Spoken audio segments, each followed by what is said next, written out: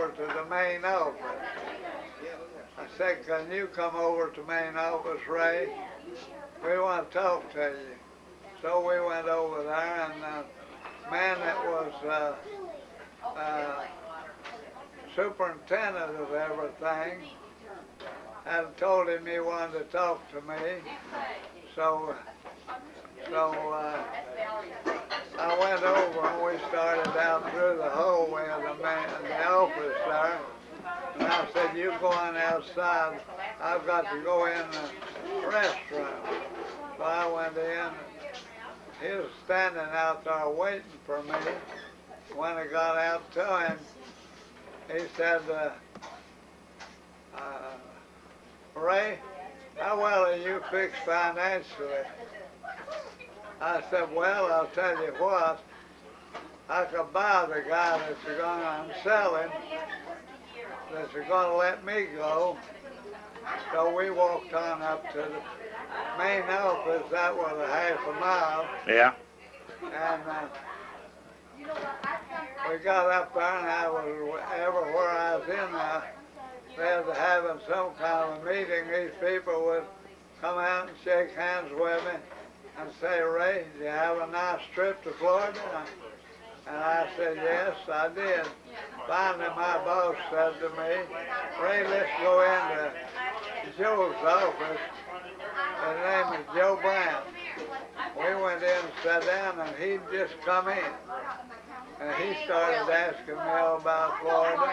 For me and my wife had got him and his wife to go down there one time, and we all had visits with one another while there over on Miami Beach. And so he said, Ray, we're gonna, he didn't call it discharge, I forget what he called it. And he said, I said, you know, Joe, that's the best news I've heard since I've been back here. And so I said, you'll pay me my, what kind of fund is it they pay you when you... Severance pay. Huh? Severance pay. Yeah, and they owed me $6,000. And I went back the next day and got it. Well, my wife and I had to, we'd tried to make up our mind while we were coming home from Florida, whether I'd go back and resign and we'd move to Florida. So when I went home that evening, carrying a lot of my old clothes that I used to use when I'd crawl through boilers to inspect work that they down on the inside the furnaces.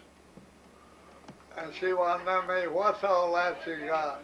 I said, I just got fired. And she got, oh, she just slapped her hand and it pleased so good. And so we had bought apartment houses down there before that. And I had a woman managing one of them.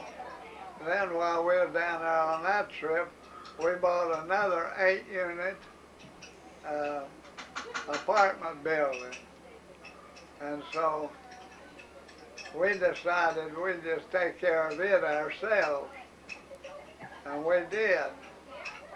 So it was in a small town, and every time I go to City Hall complaining about something, they'd say, here comes trouble. Yeah. So then we bought us a home. There got to be a lot of blacks are coming around looking for apartments. And my wife would say to me, Ray, I always tell them we've already rented. So we bought us a home and moved in it. And we lived in it till she passed away. Yeah. And she loved Florida. Yeah. How did you come to meet her? Huh? How did you ever get acquainted with your wife? What? How did you ever get acquainted with your wife? Well, she is from up here. We got married in Cincinnati. Did you? Well, how'd you meet her? She was raised up in Rockhold. You know where that's at. Yeah. So Yeah. her Just a minute. dad and mother lived on a Carol. How you met her? what? How you met No, Mary? Me and a buddy of mine up in Corbin, they worked for the railroad company too.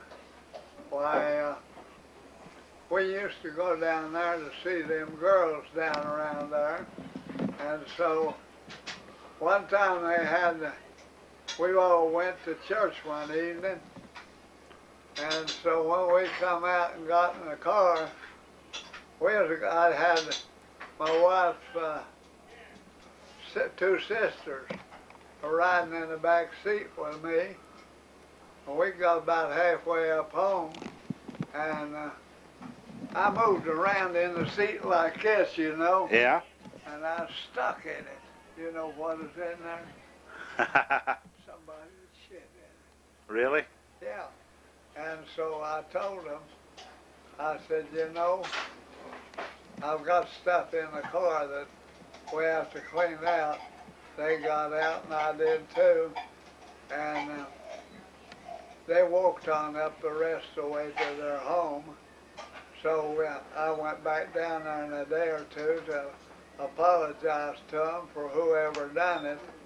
And we was standing in the road about, it was quite a little distance from their home. And my wife was a school teacher. Yeah. And she had got down at school, and she comes walking up, and she's so much better looking than the other two girls. I said, well, here's the girl I want. You told her that? So we started going together for a long time. And then we got married in Cincinnati. I was working up in Cincinnati then as a maintenance superintendent. And so she come up there visiting her and another girl that knew some people that lived pretty close to where I was. Had me a room, and so I got her to let's get married while I was up there, and we did. Huh. From then on, well, she got a job there in Cincinnati in one of them department stores, and she didn't like it. And so I told her, I said, Mary, you don't have to do that. I'm going to make enough money for me and you both. And she quit. She never did work for nothing anymore. So, and she had a contract to teach school one more year, and she taught school, and that was the end of it. Was she older than you? She lived to be 63 years old, and she was 93 when she died. She died in a nursing home down in a little city near Fort Lauderdale, and I shipped her back to Rockhold to bury her, and that's where I'm going to be put. In Rockhold. My brother-in-law had a cemetery. His name was Parks, and they called it the Parks Cemetery, and that's where she was buried.